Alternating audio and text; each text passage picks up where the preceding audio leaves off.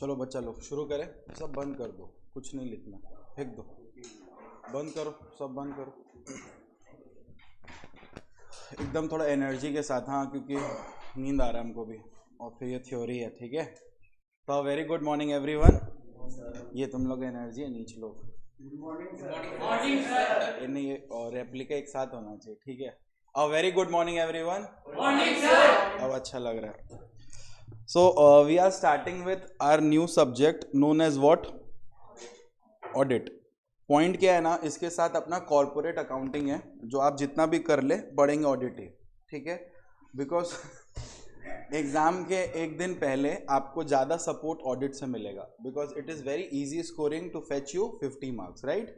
सो जब मैं बात कर रहा हूँ ऑडिट का, तो ऑडिट हमारे न्यू पेपर में 50 मार्क्स का है and as well as old syllabus में भी 50 मार्क्स का ही है।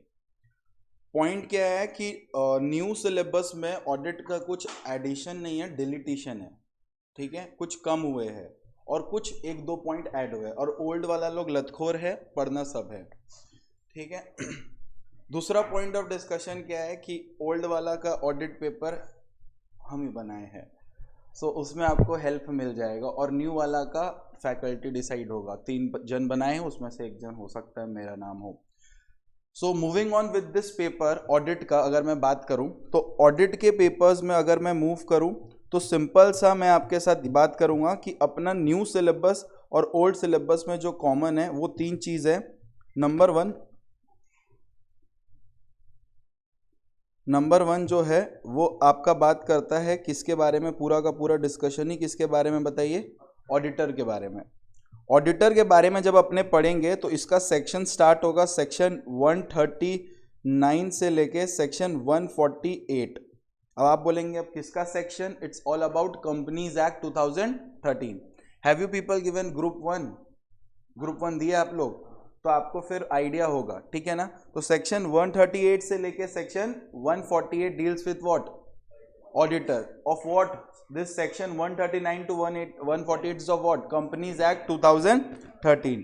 तो यहाँ पे आप पढ़ेंगे, इसके साथ साथ 204 आप पढ़ेंगे, 177 पढ़ेंगे। ये सब क्या है? ये नंबर्स क्या है? सेक्शंस है, ठीक है। This all are section 139 to 148, 204, 177, and there is another word known as what? CARO, Companies Audit Report Order, okay. And this is only exclusively this from till here it is exclusively for old syllabus, and for new syllabus one more topic has been added known as what? NEPRA, ठीक है। Section 132। 50 में से अगर अपने इसको अच्छी तरह से पढ़ लेते हैं ये वाले पोर्शंस को, तो अपने को 25 मार्क्स मिनिमम यहीं से आएगा, ठीक है। This is all about how many marks? 25 marks. तो ये पढ़ना ज़्यादा स्कोरिंग है, लगभग 10-12 सेक्शंस है, और हम लोग इसको अच्छा से पढ़ेंगे तो 25 मार्क्स अपना सिक्योर हो जाएगा। फिर जो नेक्स्ट टॉपिक अपना आता है डिस्कशन का, वो आता है टाइप्स ऑफ ऑडिट। क्या आता है बताइए? Types of audit. ये नहीं करके आपके पेपर में कितने मार्क्स के रहेंगे बताइए? 10 मार्क्स के, as old as well as new both, ठीक है। फिर जो आता है जिसको हम लोग बोलते हैं इंट्रोडक्शन, जिसको हम लोग क्या बोलते हैं बताइए? इंट्रोडक्शन। इस इंट्रोडक्शन में हम लोग उम्मीद कर सकते हैं कितना मार्क्स बोलिए? 15 मार्क्स, ठीक है ना। अब ये मैंने जो लिखा पहला वाला 25 मार्क्स और टाइप्स ऑफ ऑडिट 10 मार्क्स, ये मिनिमम है। वो लोग चाहे इंट्रोडक्शन से कम करके उस पोर्शन को बढ़ा सकता है, ठीक है। वेटेज इंस्टीट्यूट आज तक फॉलो नहीं किया, ठीक है, लेकिन अनलकी तुम लोग इतने भी नहीं हो कि 10 साल से जो चला रहा है वो भी ना चला है, ठीक है।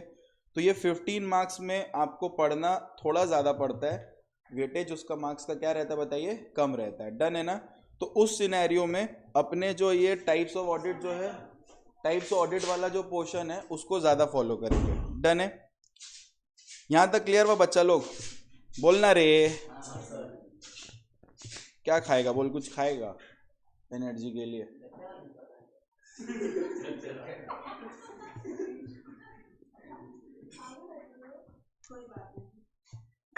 सब बैक बेंचर्स लगता है। नहीं नहीं, तो जहाँ बैठा है ठीक है, तेरा जहाँ मन भाई, तेरे को जहाँ ठीक लगे। आजा, अब अपने ना प्रॉपर वे में ऑडिट शुरू कर रहे।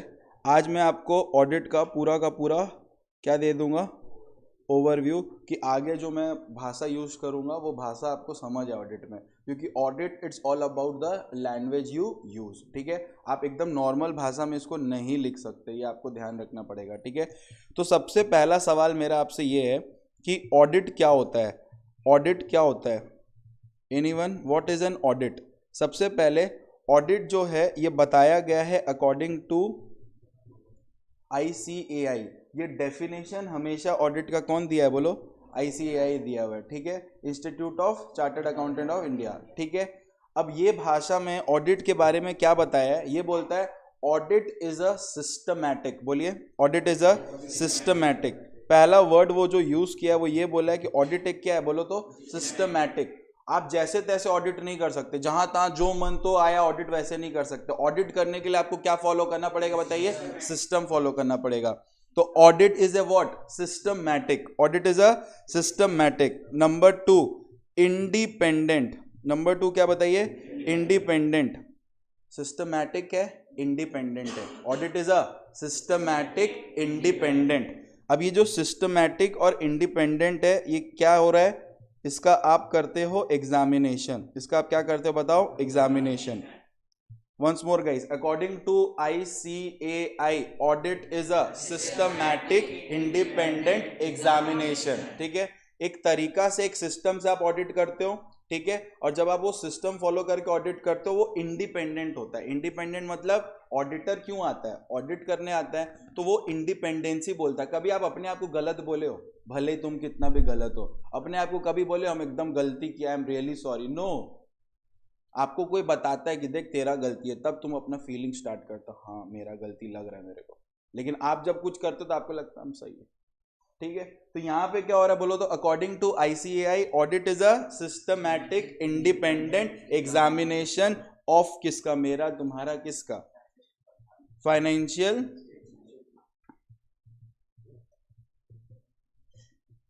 ठीक है, फाइनेंशियल व्हाट, स्टेटमेंट। तो audit is a systematic independent examination of financial statement. अब ये फाइनेंशियल स्टेटमेंट मेरा नहीं, तुम्हारा नहीं, फाइनेंशियल स्टेटमेंट ऑफ एंटिटी।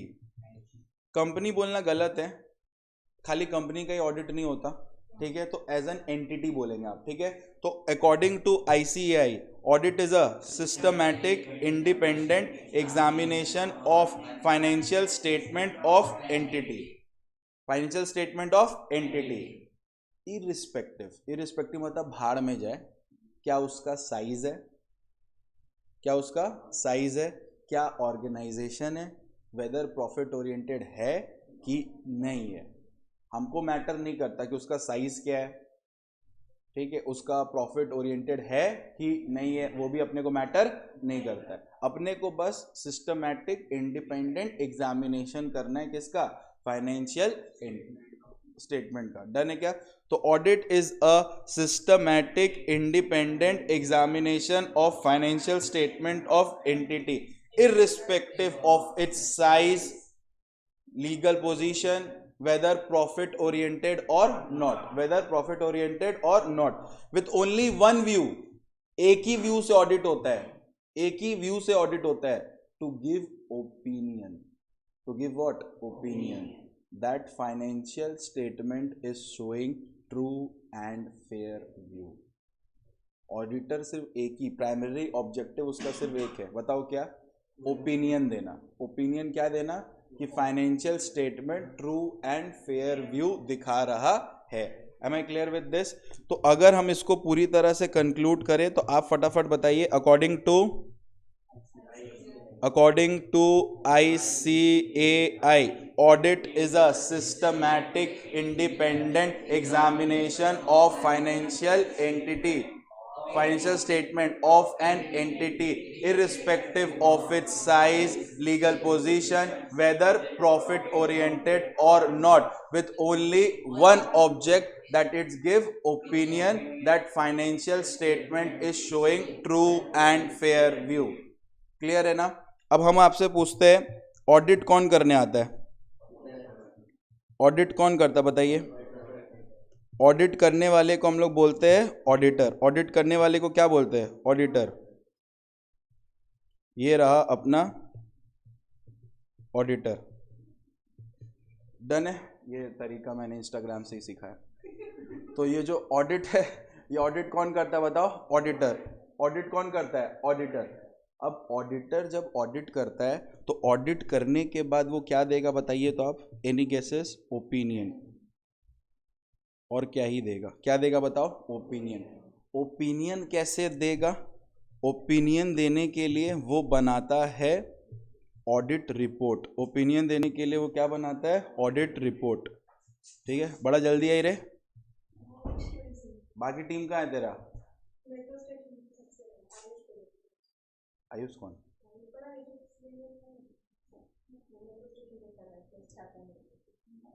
छाता नहीं तो वहीं खड़ा रहेगा वो। तो बच्चा लोग सुनो, ऑडिट, ऑडिट जो है, ऑडिट कौन करता है बोलो? ऑडिटर। ऑडिटर क्या देता है बताओ? ओपिनियन। ओपिनियन जो है वो कैसे देता है बोलो? ऑडिट रिपोर्ट सबमिट करके। Am I clear with this? तो वंस मोर, ऑडिट कौन करता है? बोलना रे, ऑडिटर। ऑडिटर क्या देता है? ओपिनियन। कैसे देता है? ऑडिट रिपोर्ट बना के। तुम किसी के छाती में नहीं लिख सकता है कि ये रहा ऑडिट तेरा हो गया। You have to make a report. You have to make a report. ऐसे बोलने से नहीं होगा तुम सही था एकदम, नहीं चलेगा। तुमको पूरा रिपोर्ट देना पड़ेगा। ये दोस्ती का वो नहीं चल रहा है कि हाँ तू सही है। You have to make a audit report. तो ऑडिट कौन करता है? ए फोन साइलेंट कर, पहले पटक देगा फोन उठा के। ऑडिट कौन करेगा? ऑडिटर। ऑडिटर क्या देगा? ओपिनियन। ओपिनियन कैसे देगा? ऑडिट रिपोर्ट के थ्रू।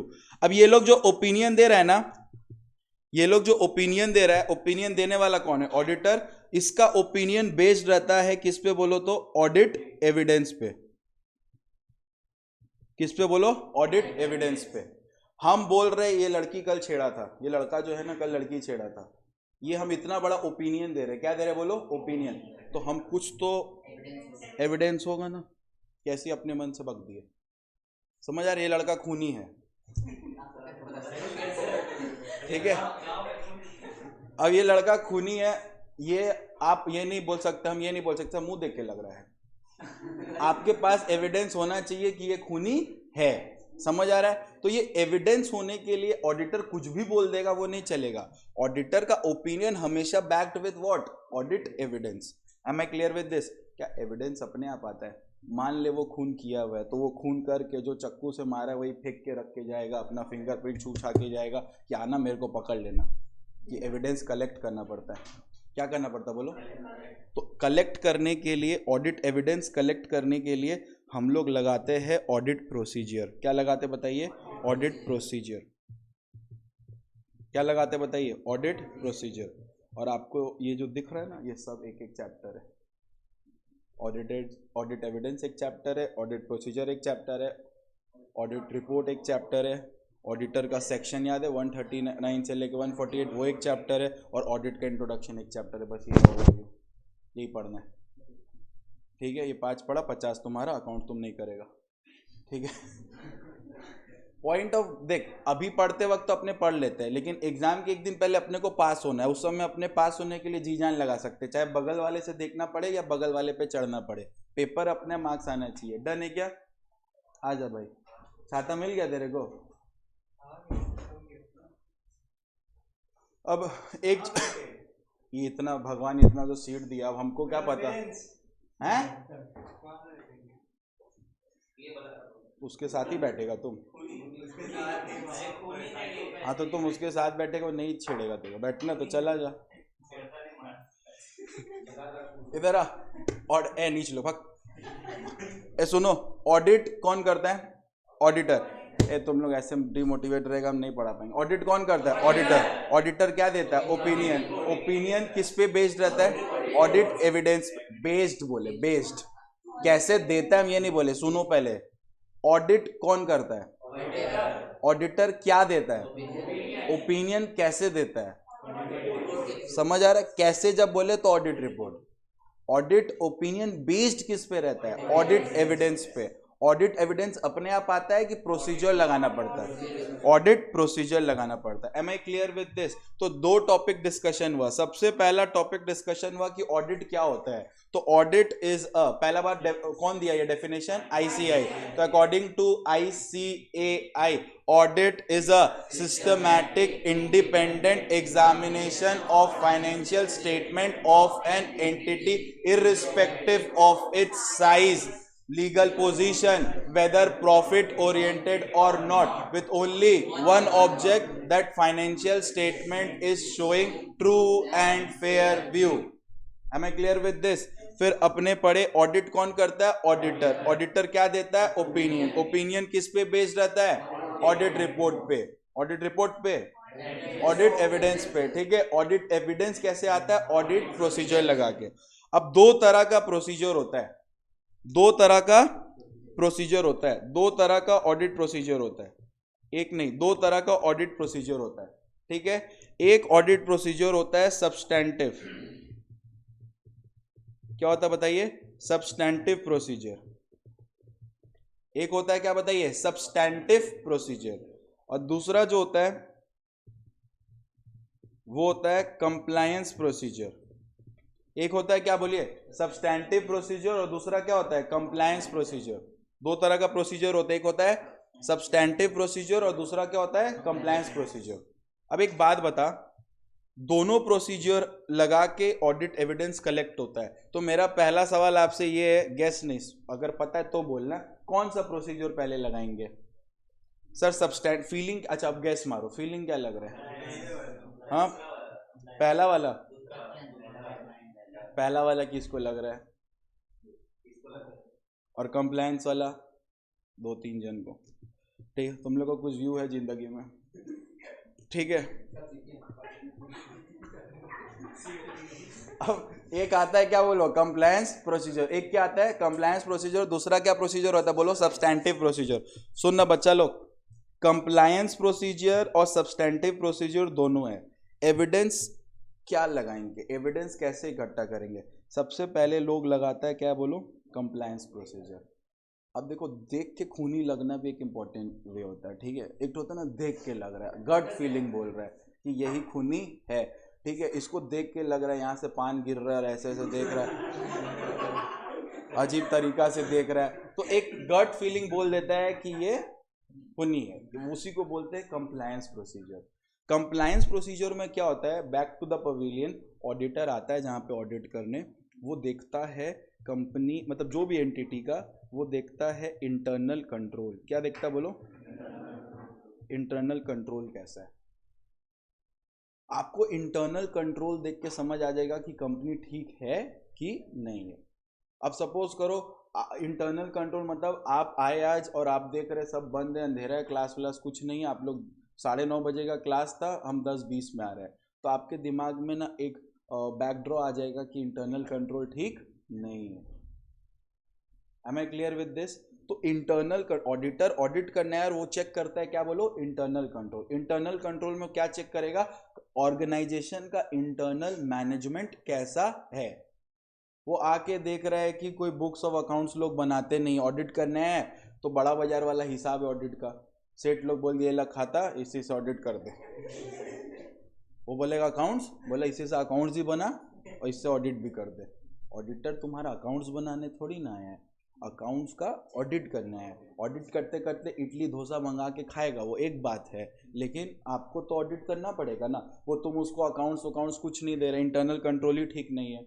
जो उस कंपनी का, उस कोई भी एंटिटी का जो बॉस है वो पैर उठा के बैठता है टेबल में आराम से ही, मतलब अजीब सा माहौल है। समझ आ रहा है? मतलब आपका फीलिंग ही नहीं लग रहा है कि जैसे तुम लोग कोई कैफे वगैरह या मूवी वगैरह जाता है, क्राउड कैसे गेस कर लेता है, थोड़ा सिटी वटी मारा, एनवायरनमेंट ठीक नहीं लग रहा है, क्राउड ठीक नहीं लग रहा है, छपड़ी है, ओपन है, अच्छा नहीं लग रहा है, तो आप क्या करते हो? क्या देखते हो एक्चुअल में? क्या देखते हो? इंटरनल कंट्रोल, है ना? तो आप बोल देते हो यहाँ जाना ठीक नहीं है। समझ आ रहा है? तो इंटरनल ऑडिटर आके पहले इंटरनल कंट्रोल चेक करेगा। क्या चेक करेगा? Internal control. याद रखिएगा, अगर इंटरनल कंट्रोल अच्छा है तो जो रोमम है वो कम रहेगा। रोमम का मतलब होता है रिस्क ऑफ मटेरियल मिसस्टेटमेंट। क्या मतलब? Risk of material misstatement. जब आप आर्टिकलशिप जाएंगे ना तो आपको कोई इतना प्यार से सजा के नहीं बोलेगा रिस्क ऑफ मटेरियल मिसस्टेटमेंट, वो तुमको डायरेक्ट बोलेगा रोमम क्या फील हो रहा है तुमको, तुम बोलेगे रोमम ये क्या बात कर रहा है, ठीक है। तो तुम लोग का दिमाग कहीं और ना दौड़े इसीलिए मैं बता रहा हूँ, रोमम का मतलब होता है रिस्क ऑफ मटेरियल मिसस्टेटमेंट, ठीक है। तुम गाली भी देना चाहता है तो ये वर्ड यूज कर सकता है किसी का, तुम साला रोमम है तो सामने वाला घबराएगा ही, कुछ तो है जो नया आया है मार्केट में, ठीक है। तो रोमम का मतलब क्या बोलो? Risk of material misstatement. Material misstatement का मतलब क्या होता है? पहले मैं इसका फुल फॉर्म लिख देता हूँ, इसका नाम क्या बोलिए? रिस्क ऑफ मटेरियल मिसस्टेटमेंट, ठीक है। Risk of material misstatement. Misstatement का मतलब होता है, मटेरियल मिसस्टेटमेंट का मतलब होता है एक ऐसा गलती जो मेरे इकोनॉमिक डिसीजन को चेंज कर सकता है। फॉर एग्जाम्पल हम 10 रुपए का चाय पिए थे, 1 रुपया लिखे, क्या तुमको लगता है ये मटेरियल मिसस्टेटमेंट है? मेरा कंपनी का टर्नओवर 400 करोड़ है, तुम 10 रुपए के लिए बोलेगा छापा मारेंगे तेरे पे, तेरा 10 रुपये खप गया। समझ आ रहा है अच्छी तरह से? आपको ये खुद पता करना है कि ये गलती हुआ है कि नहीं हुआ है। एक होता है ना ह्यूमन एरर, ह्यूमन एरर समझते हो? इंसान से गलती हो सकता है। 100 रुपये के बदले अंबानी 10 रुपये लिख दिया, उसका घपला 90 रुपया का है और तुम ले गया उसको कोर्ट के पास, तेरा ऑडिट ठीक नहीं हुआ है, तो कोर्ट वाला तुमको कहीं लगा ना दे कुछ, क्योंकि कोर्ट वाला एकदम सिंपल से यही बोलेगा कि भाई एक बात बता कि अंबानी का 400 करोड़ रुपए का टर्नओवर है, बहुत कम बोल रहे हैं, ठीक है, और उसमें वो 90 रुपया का घपला करेगा। बस मेरा मानना है चोरी करो तो बड़ा करो, छोटा मोटा चोरी से कोई फायदा होने वाला नहीं। 10-20 रुपए का चोरी करके खुश हो रहे हो, करो तो 10-20 करोड़ करो एक बार में, ताकि नाम भी हो कुछ, ठीक है। तो इंटरनल कंट्रोल अगर अच्छा है, अगर इंटरनल कंट्रोल क्या है बोलो बच्चा लोग? अच्छा है, तो मटेरियल मिसस्टेटमेंट कम होगा, मतलब कंपनी के अंदर गलती वलती कम होगा। अब एक अकाउंटेंट हम रखे अपने कंपनी में ऑडिट करने के लिए, देखिए ऑडिटर कब आता है? बाद में आता है बेटा। सबसे पहले कंपनी खुद अपना अकाउंट्स बना के रखता है, तो अकाउंट्स बनाने वाला खुद ही अभी 12th पास नहीं हुआ है, वो अकाउंट्स बना रहा है, सोच। तो तेरा इंटरनल कंट्रोल तेरे को डाउट देगा कि नहीं देगा? ऑडिटर आया, जैसे ही बोला बुक्स देने ऑडिट के लिए, वो बोलता है रुकिए आ रहे हैं, कहीं रखे मिल नहीं रहा है, तो उसके आत्मा से एक आवाज आएगा कि यहाँ पे लगता है ऑडिट ठीक से हो नहीं रहा है, क्योंकि ऑडिटर तुम्हारा भाई बहन नहीं है, ऑडिटर तुम्हारा इंडिपेंडेंट ऑडिट करना है, वो तुमसे बायस्ड नहीं है। समझ आ रहा है क्या अच्छी तरह से? तो ऑडिट क्या होता? इंटरनल कंट्रोल अगर अच्छा है तो रिस्क ऑफ मटेरियल मिसस्टेटमेंट क्या रहेगा बोल? कम रहेगा। और अगर इंटरनल कंट्रोल घटिया है तो रिस्क ऑफ मटेरियल मिसस्टेटमेंट क्या रहेगा? ज्यादा रहेगा, मटेरियल गलती ज्यादा होगा। और जब इंटरनल कंट्रोल ठीक नहीं है, रिस्क ऑफ मटेरियल मिसस्टेटमेंट ज्यादा है, तो हम लोग सब्सटेंटिव प्रोसीजर ज्यादा लगाएंगे। Am I clear with this? इस प्रोसीजर को लगा के हम लोग चेक करते हैं कि सब्सटेंटिव प्रोसीजर कितना लगाना है। समझ आ रहा है? इंटरनल कंट्रोल को चेक करके हम लोग देख लेंगे कि सब्सटेंटिव प्रोसीजर कितना लगाना है। Am I clear with this? तो भैया सब्सटेंटिव प्रोसीजर के अंदर क्या क्या आता है? मैं बोला सब्सटेंटिव प्रोसीजर के अंदर आता है वाउचिंग। क्या आता है बताइए? वाउचिंग। वाउचिंग का मतलब होता है जब हम, ये सब टेक्निकल वर्ड्स है, वाउचिंग का मतलब होता है जब आप एक एंटिटी का इनकम और एक्सपेंसेस को क्या करते हो? चेक करते हो, उसको हम लोग क्या बोलते हैं? वाउचिंग। वो कुछ भी बोलेगा, मेरा इनकम इतना हुआ है, मेरा खर्चा इतना है, ऐसे थोड़ी ना होता है। आपको क्या करना पड़ेगा? वाउच करना पड़ेगा। You have to check the income and expenses. आप अपने हिसाब से खर्चा नहीं बढ़ा सकते क्या? फेक बिल्स नहीं बनता है क्या? बनता है। आप अपने आप से इनकम नहीं बढ़ा सकते क्या? क्या आप अपना इनकम नहीं घटा सकते क्या? कि घटा सकते हैं? बताइए। इनकम भी तो घटा ही सकते हैं आप। आज हम, मेरा 10 लाख का इनकम है, हम 40,000 भी दिखा सकते हैं, वो टैलेंट है। तो उसी को बोलते हैं वाउचिंग, जहां पे हम लोग इनकम और एक्सपेंसेस को क्या करते हैं? चेक करते हैं। नंबर 2 आता है वेरिफिकेशन। क्या आता बताइए? वेरिफिकेशन। वेरिफिकेशन मतलब जहां पे आप एसेट्स एंड लाइबिलिटीज को छू के देखते हैं। छूना मतलब लिटरली छूना नहीं है, वेरीफाई करना है, ठीक है। जाके चेक करते हैं, ये बोल रहा है मेरे पास गाड़ी है, बंगला है, दिखा कहाँ है? समझ आया? मेरे पास गाड़ी है, बंगला है, दिखा कहाँ है? ठीक है, माँ को नहीं दिखाना है, सिर्फ वेरीफाई करना है एसेट और लाइबिलिटी को। डन है? तो वेरिफिकेशन किसका होता है बोलो? एसेट्स का एंड लाइबिलिटीज का, कि just show me your assets where it is. Done है क्या? और लास्ट होता है एनालिसिस। क्या होता बोलो, एनालिसिस ऑफ की फाइनेंशियल रेशियो, एनालिसिस ऑफ की फाइनेंशियल रेशियो, एनालिसिस ऑफ की फाइनेंशियल रेशियो। इसका बोलने का मतलब ये है हम कंपनीज के कुछ रेशियोज को चेक करते, हमको पता चल जाता है कंपनी गोइंग कंसर्न है कि नहीं है। जैसे डेट इक्विटी रेशियो चेक कर लिए, कंपनी का डेट क्या बहुत ज़्यादा है इक्विटी से, समझ आ रहा है हम क्या बोल रहे हैं। करेंट एसेट को करेंट लायबिलिटी से चेक कर लिए कि करेंट एसेट ज़्यादा है कि करेंट लायबिलिटी ज़्यादा है, तो हमको अगर हम लोग उसके कंपनी का की फाइनेंशियल रेशियो चेक कर लेंगे तो हम लोग को पता चल जाएगा कि कंपनी गोइंग कंसर्न है कि नहीं है। समझ आ रहा है। अच्छा, ये तीनों प्रोसीजर लगाने के लिए टोटल डिपेंड करते हैं कि कंप्लायंस प्रोसीजर लगा के चेक करेंगे कि सब्सटैंटिव कितना लगाना है। ठीक है, क्या आपके पास हर एक बिल चेक करने का टाइम है? क्या आपके पास एक एक जाके एसेट चेक करने का टाइम है? नहीं। तो आप इंटरनल कंट्रोल से गेस कर लोगे कि कंपनी का सब्सटैंटिव प्रोसीजर कितना लगाना है। जैसे ये प्रोसीजर लगा देंगे आपको मिल जाएगा, क्या बोलो, इस ऑडिट एविडेंस के बेस्ड में आप देंगे क्या बताइए, ओपिनियन। और ये जो आप ओपिनियन देंगे, ये टोटल ओपिनियन आप कैसे देंगे, ऑडिट रिपोर्ट के थ्रू। और ये जो ऑडिट रिपोर्ट आप बनाते हैं, यही ऑडिट रिपोर्ट ऑडिटर जो है सबमिट कर देता है। Am I clear with this? Any doubt you people are having here? ठीक है, ये पूरा चैप्टर्स का ओवरव्यू है। ठीक है, तो एक बार क्विक रिकैप करेंगे। अच्छा, एक बात बताओ, इंटरनल कंट्रोल घटिया है तो क्या ज़्यादा रहेगा, risk of material miss statement ज़्यादा रहेगा। और अगर risk of material miss statement ज़्यादा है तो हम लोग प्रोसीजर ज़्यादा लगाएंगे। कौन सा प्रोसीजर ज़्यादा है? एक सिंगल ऑडिटर के लिए, अब तुम बात कर लो रिलायंस का, एक ऑडिटर जा रहा है ऑडिट करने रिलायंस का, क्या उसके पास इतना शक्ति है कि वो एक एक बिल को देखेगा, एक एक पीस बिल को देख पाएगा? पॉसिबल नहीं है। Am I clear with this? Possible नहीं, किसी भी एंगल से पॉसिबल नहीं। आप एक एक बिल कैसे चेक करेंगे? ईच पर डे ट्रांजैक्शन लाखों में होता है। अब तुम एक एक बिल चेक करेगा ना 3 से 4 साल लग जाएगा, वो भी टीम के साथ भी। ठीक है, टीम लेके भी जाओ तब भी, और सारा ऑडिटर वहीं चला जाएगा क्या उसी के पास ऑडिट करने? सर सब पूरा दुनिया मिल जाए तो कुछ भी मुमकिन है, तुम पागल है क्या? वहाँ चला जाएगा तो बाकी का कौन करेगा? डन है क्या? तो ऑडिटर हमेशा सबसे पहले क्या लगाता है बोलो, कंप्लायंस प्रोसीजर। एक ऑडिटर क्यूट से आता है, बैठता है, सबसे पहले बोलता है इंटरनल कंट्रोल चेक करता है, देखता है कि बात करने का तरीका कैसा, अनपढ़ है कि पढ़ा लिखा है कि क्या है।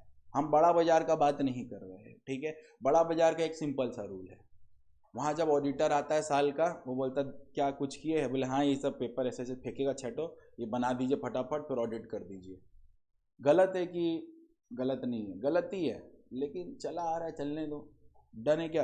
पॉइंट क्या है यहाँ पे, ऑडिट कौन, पहले एकदम क्विक रिवीजन बेटा।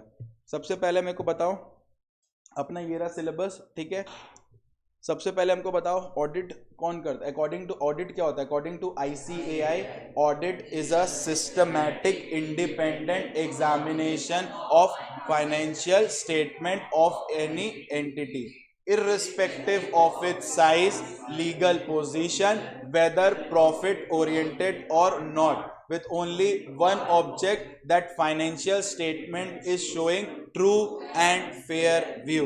Am I clear with this? वो ट्रू एंड फेयर व्यू दिखा रहा हो। ठीक है, ऑडिट कौन करता बताइए, ऑडिटर। ऑडिटर क्या देता बताइए, ओपिनियन। ओपिनियन किस पे बेस्ड रहता है, ओपिनियन कैसे देता है? ऑडिट एविडेंस अपने आप आता है कि कलेक्ट करना पड़ता है? कलेक्ट करने के लिए क्या लगाते हैं, ऑडिट प्रोसीजर लगाते हैं। ऑडिट प्रोसीजर कितना तरह का है, 2 तरह का, बताइए क्या क्या? Substantive procedure, compliance procedure. पहले कौन सा प्रोसीजर लगाएंगे, कंप्लायंस प्रोसीजर। क्या होता है, where you check the internal control. If the internal control is not good, risk of material statement will be high and we will apply more of substantive procedure. If internal control is good, then risk of material misstatement is less, then we will apply less substantive procedure. Substantive procedure में क्या क्या आता बताइए, vouching, verification, analysis of की financial ratio. जो vouching होता है उसमें आप क्या करते हैं बताओ, चेक करते हो इनकम एंड एक्सपेंसेस को, वेरीफाई क्या करते हो, एसेट्स एंड लायबिलिटी को।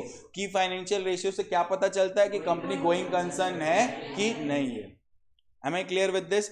अब आप बोलोगे भैया एक बात बताओ, ऑडिट कर रहे हैं, ऑडिटर कर रहा है, ऑडिटर दे रहा है ओपिनियन, ओपिनियन जो दे रहा है वो बेस्ड किस पे है? ऑडिट एविडेंस पे।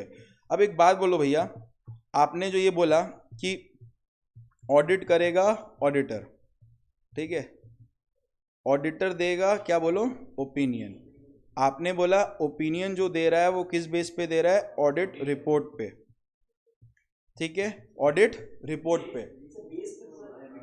और ओपिनियन कैसे दे रहा है? इमोशन भी समझो थोड़ा सा, आदमी ऑडिट रिपोर्ट बता रहा है, तुम लोग ऐसा क्यों कर रहा है? एग्जैक्टली ओपिनियन किस पे बेस्ड है बोलो? ऑडिट रिपोर्ट पे बेस्ड। फिर हम, अच्छा तुम लोग का गलती नहीं है, मेरा अगर वर्ड गलत होगा तुम लोग गलती करेगा ही। तो ऑडिट कौन देता है? ऑडिट कौन करता है? ऑडिटर। ऑडिटर क्या देता है? ओपिनियन। ओपिनियन कैसे देता है? खुद सब ठीक। तो जो ऑडिट रिपोर्ट है वो कितना तरह का बनता है पता है? 4 तरह का।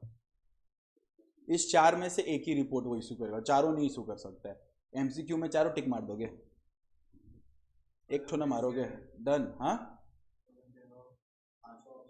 ऑल ऑफ द अबव भी एक ही होता है, चारों नहीं ना टिक होता है।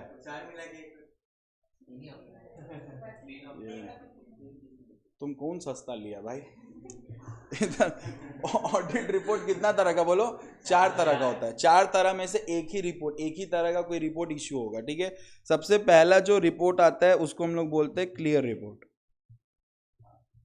क्या बोलते हैं बोलो? Clear report. इसको और एक नाम से जाना जाता है अनक्वालिफाइड रिपोर्ट।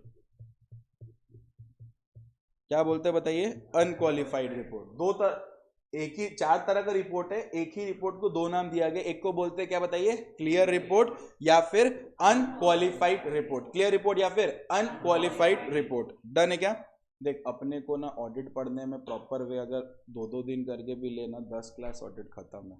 10 क्लास में 50 मार्क्स हम आपको अगर दिला देंगे और पास्ट पेपर भी सॉल्व हो जाएगा। समझ आ रहा है? प्रॉपर वे में पढ़ेंगे तो। आज तो बस हम देखने के लिए किए थे कि वीडियो ही देना ठीक है कि पढ़ा दे, ठीक है, क्योंकि नॉर्मली वीडियो तो रेडी पड़ा हुआ है, दे ही सकते थे, बट देखिए तो पढ़ने आएगा ना तुम लोग?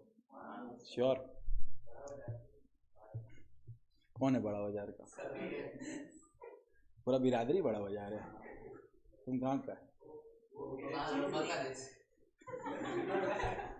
और पीछे वाला बच्चा, पीछे वाला, अबे तेरे को ही बोल रहा है।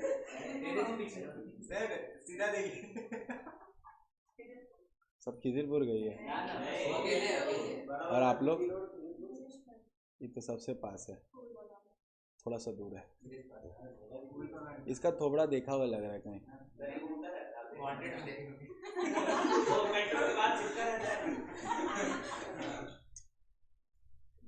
नहीं सच में देखा हुआ लग रहा है आसपास। भाई भाई है क्या तेरा कोई? क्लियर रिपोर्ट और नंबर 2 क्या बोलो? Unqualified report. अच्छा दूसरा रिपोर्ट जो आता है, दूसरा रिपोर्ट जो आता है वो आता है कौन सा रिपोर्ट बोलो? Qualified report. कौन सा रिपोर्ट बताओ? Qualified report. Am I clear with this? दूसरा जो आता है उसको क्या बोलते हैं बोलो? Qualified report. तीसरा जो आता है, तीसरा जो आता है उसको हम लोग बोलते हैं एडवर्स रिपोर्ट। क्या बोलते हैं बोलो? और लास्ट जो आता है रिपोर्ट उसको हम लोग बोलते हैं डिस्क्लेमर ऑफ ओपिनियन। क्या बोलते हैं बोलो? Disclaimer of opinion. कितना तरह का बोलो? 4 तरह का। एक क्या है? क्लियर रिपोर्ट या फिर unqualified report. Number 2 qualified report. Number 3 adverse report और number 4 disclaimer of opinion. Done है? ये 4 तरह का रिपोर्ट है जो वो सबमिट करता है, ठीक है। अब 4 में से चारों सबमिट नहीं करता है, कोई एक सबमिट करता है। Now what does clear report means? Clear report ये बोलता है कि आपके फाइनेंशियल मतलब ऑडिटर कब क्लियर रिपोर्ट इशू करेगा? ऑडिटर क्लियर रिपोर्ट इशू तब करेगा जब उसको लगेगा कि आपके फाइनेंशियल स्टेटमेंट में कोई भी तरह का मटेरियल मिसस्टेटमेंट नहीं है। समझ आ रहा है? There is no material misstatement, तो वो कौन सा रिपोर्ट इशू कर देगा? क्लियर रिपोर्ट एंड अनक्वालिफाइड या फिर अनक्वालिफाइड रिपोर्ट। दोनों का नाम एक ही है लेकिन चलता है सबसे ज्यादा क्या बोलिए? Clear report. तो auditor will issue clear report. पता है क्या होता है? ऑडिट कर जो ऑडिट करता है ना उसका एक ऑलरेडी ऑडिट का एक फॉर्मेट बना हुआ रहता है, उस फॉर्मेट को कॉपी पेस्ट करना रहता है और सब में yes no yes no yes no लिख देना पड़ता है। जैसे पहला क्वेश्चन लिखता है क्या ऑडिट का जो एंटिटी है क्या वो प्रॉपर बुक्स ऑफ अकाउंट्स बनाया है, ऐसे सवाल आता है तो तुमको लिखना है yes the organisation has maintain proper books of account, ऐसे ऐसे करके येस नो करके पूरा सेट कर दोगे। लास्ट में कंक्लूजन में लिखते हैं, ये कंक्लूजन होता है ना, कंक्लूजन जहाँ पे आप ओपिनियन लिखते हैं, वहाँ ओपिनियन में आप लिख रहे होते हो, ऐसे ऑडिटर शुरू करता है all the henceforth above statements are correct in my view बोलेगा वो, and the information which was provided by the client was true and fair। ये वर्ड वो यूज इसलिए करता है क्योंकि जो तुम दिए हो हम बस उसी को ऑडिट किए हैं। अब तुम अगर वो गलत कियो फ्रॉड कियो तो उसमें मेरा काम सिर्फ ओपिनियन देना है, मेरा काम ये नहीं है बोलना कि तुम फ्रॉड हो, तुम ये हो, तुम चोर हो। हम चोरी हमको इंस्पेक्ट करने नहीं निकले, हम तुम्हारे फाइनेंशियल स्टेटमेंट को ही चेक करके बताएंगे कि तुम जो प्रेजेंट किए हो वो ट्रू एंड फेयर व्यू है कि नहीं है। ऑब्वियसली उसमें अगर उसको चोरी दिखा तो रिपोर्ट करेगा, ऐसा नहीं कि हम क्यों देख रहे, चोरी दिख रहा है 6 करोड़ का फ्रॉड है, छोड़ो मेरा काम है ओपिनियन देना, ऐसा नहीं, तब वो डिटेक्ट करेगा। लेकिन प्राइमरी लायबिलिटी उसका क्या है, to give opinion that it is showing true and fair view. समझ आ रहा है अच्छी तरह से। सेकेंडरी उसका जो इंपॉर्टेंस आता है to detect fraud and error, समझ आ रहा है। तो सुनो ना, देयर इज नो व्हाट, बोलो मटेरियल मिस स्टेटमेंट। अगर कोई भी तरह का मटेरियल मिस स्टेटमेंट नहीं है तो ऑडिट रिपोर्ट कौन सा इशू होगा, बोलो क्लियर रिपोर्ट। डन है क्या बच्चा लोग। नंबर 2 क्या आता है, बोलो क्वालिफाइड रिपोर्ट। क्वालिफाइड रिपोर्ट वो इशू करता है जब मटेरियल मिस स्टेटमेंट होता है, there is a material misstatement but pervasive नहीं है। क्या नहीं है, बोलो परवेसिव नहीं है। परवेसिव मतलब रिपीटेटिव नहीं है, कुछ कुछ जगह गलती है, जैसे कि स्टॉक में गड़बड़ी है, ठीक है। अब वो ऑडिटर क्या करेगा, स्टॉक का गड़बड़ी तो देखो बाबू मटेरियल मिस स्टेटमेंट है, ठीक है, मटेरियल मिस स्टेटमेंट है, तो मटेरियल मिस स्टेटमेंट है तो वो वहाँ लिखेगा hence I issue qualified report because the stock has been altered. मतलब यहाँ पे वो मेंशन कर देगा कि कहाँ प्रॉब्लम है, समझ आ रहा है। और वो क्या रिपोर्ट इशू कर देगा, क्वालिफाइड रिपोर्ट। सबसे अच्छा रिपोर्ट तो देखो यही है, ठीक है, कंपेयरली थोड़ा सा ये है, ठीक है, चलने लायक है। अब ऑडिटर ऑडिट क्यों करता है, क्योंकि ऑडिट बड़े बड़े एंटिटीज का ऑडिटेड ही फाइनेंशियल स्टेटमेंट तो हम लोग देख के जज करेंगे। बैंक तुमको लोन देना चाहता है तो क्या मांगेगा, तुम्हारा बोली पे चलेगा कि ऑडिटेड रिपोर्ट मांगेगा। आज तुम अगर इन्वेस्ट करते हो तो सबसे पहले डीमैट अकाउंट खुलवाओगे, डीमैट अकाउंट में तुमसे क्या मांगेगा, तुम्हारा इनकम स्टेटमेंट। इनकम स्टेटमेंट देता कौन है, बैंक, कि तुम अपना खुद से बना के एक्सेल में देते हो, नहीं ना, बैंक तुमको देता है, वो तुम प्रेजेंट करोगे। डन है क्या। उसी तरह से लास्ट कौन सा रिपोर्ट होता है, बोलो, मतलब सेकंड थर्ड लास्ट कौन सा, एडवर्स रिपोर्ट। एडवर्स रिपोर्ट का मतलब ये होता है कि तुम्हारा साला मटेरियल मिस स्टेटमेंट तो है ही और साथ साथ भयंकर परवेसिव है। भयंकर परवेसिव मतलब अच्छा नहीं समझ आ रहा है, कहाँ ठीक किया, सभी रॉन्ग है, तो तुमको क्या इशू कर देगा, एडवर्स रिपोर्ट। ये रिपोर्ट के बाद बेटा जिंदगी में कोई तुम्हारा साथ नहीं देगा, ठीक है, तुम्हारा कंपनी बर्बाद होने के स्टेज पे रहेगा। डन है क्या। तो ये दोनों फिर भी चल जाएगा, ठीक है। एडवर्स रिपोर्ट नहीं चलेगा क्योंकि क्या है, बोलो मटेरियल मिस स्टेटमेंट है और क्या है, परवेसिव है, ठीक है, और परवेसिव है। नेक्स्ट आता है क्या, बोलो डिस्क्लेमर ऑफ ओपिनियन। तुम ऑडिटर आया तुम्हारा ऑडिट करने, वो तुमसे मांग रहा है बुक्स ऑफ अकाउंट्स दो, तुम बोलता नहीं देंगे, ये नहीं देंगे, कुछ नहीं देंगे, तो साले दोगे क्या, नहीं देंगे। तो वो ओपिनियन दे पा रहा है, ओपिनियन दे पाएगा ना, क्लियर बोल पाएगा ना, क्वालिफाइड ना एडवर्स, तो तुमको क्या रिपोर्ट दे देगा, डिस्क्लेमर। ये मौत है बेटा, डेथ। ये कंपनी का बंद होना निश्चित है अगर ऑडिटर क्या दे दिया, डिस्क्लेमर ऑफ ओपिनियन। इसीलिए ऑडिट का जो रिपोर्ट होता है ना बहुत इंपॉर्टेंट होता है, इसीलिए ऑडिटर लोग को आराम से तेल लगाया जाता है, ध्यान से रहिए। और कुछ खाएंगे, कोल्ड ड्रिंक पी लीजिए, खाइए ना, वो बोल रहा है मुंह खुल रहा है, खाना दिख रहा है, और खाइए ना, आप खाते रहिए, just to make him feel better. हम लोग का, इंसान लोग का क्या रूल है बेटा, इंसान लोग का सिंपल रूल है, हम लोग किसी से कोई अटैच वटैच नहीं होते, ठीक है। वो मेरे को अटेंशन दे रहा है, वो मेरे को इज्जत दे रहा है, हमको अच्छा लग रहा है, वो अच्छा आदमी है, सीधा बात है, ठीक है। अब वो देना बंद कर दिया, वो इंसान ठीक नहीं, कोई और दे रहा है, मूव ऑन।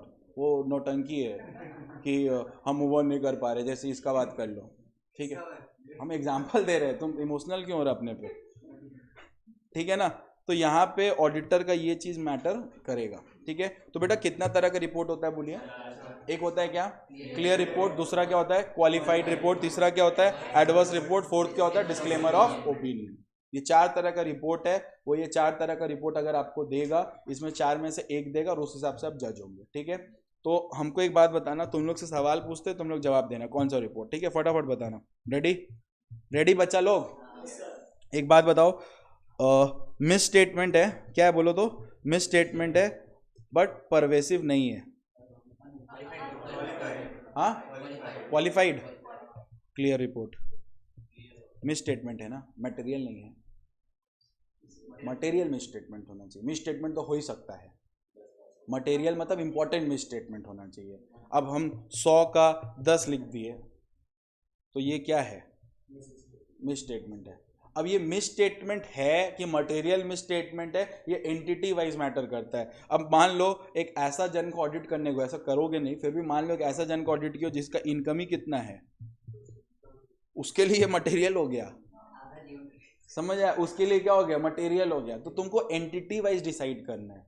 सर डिसाइड कैसे करेंगे, एंटिटी वाइज करना है। जैसे हम लोग जितने ऑडिटर्स को देखे, ऑडिटर का जहाँ काम खत्म होता है वहाँ हमारा काम चालू होता है, ठीक है। तो ऑडिटर लोग को हम लोग देखे हैं कि वो लोग 5% जितना अलाउ करता है, मतलब घपला ऑफ 5%, 5% अमाउंट का गड़बड़ी एक्सेप्ट करता है, 5 के ऊपर वो लोग क्वालिफाइड दे देता है। ऑब्वियसली तुम्हारा टर्नओवर के अकॉर्डिंग तुम 5% डिसाइड करोगे। अब मेरा टर्नओवर मान लो 1000 करोड़ है, अब तुम वहाँ पे उसको बोल रहे हो, आपको पता 100 रुपये का घपला निकला है, और तुम मान लो वो तुम्हारा करियर का आखिरी ऑडिट होगा, क्योंकि वो फिर तुमको वापस नहीं ला रहा है, क्योंकि तुम अगर 100 रुपये का घपला निकाल के उसको क्वालिफाइड रिपोर्ट दिए हो तो तुम नीच हो। तुम सोचो ना, तुम्हारे आज हम लोग के लिए 10-10 रुपये मैटर करता है, क्योंकि हमारा इनकम अभी उतना नहीं है। तुम ही लोग जब करोड़ों में कमाएगा ना, 10 रुपये तुम वही गाड़ी में पड़ा रहेगा।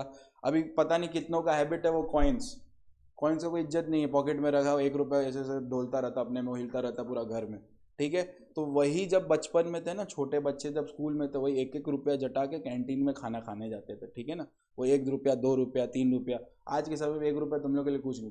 भीख वाले को 2 रुपये तो फेंक देता मुँह पे, खुद ही रखो, ठीक है। अभी भीख भी एक लिमिट से स्टार्ट हुआ है, ठीक है। 5 रुपया depending upon old lady, old हुआ तो 5 रुपया एक्सेप्ट करेगा, ठीक है। यंग हुआ तो 10 रुपीज, 10 के नीचे कोई भीख नहीं, तुम भीख मत ही दो, ठीक है। अब तुम कोई बच्चा को बोलेगा खाना खा लो, खाना नहीं खाएगा, उसको रुपया चाहिए, वो डेंड्राइट फूकेगा, ठीक है, नशा करेगा अपना अपना लेवल का।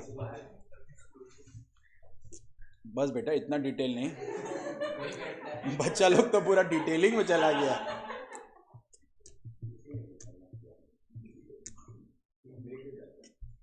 ये लोग सब भूतनाथ के आसपास वाला है, इन लोग को सब आइडिया है। रात को ही बैठता है क्या भाई, सुबह तो ठीक है पूजा होता है, रात को कुछ और होता है। एनीवेज, इन लोग का हर दिन सैटरडे है। बोल रहा है बच्चा सावन चल रहा है।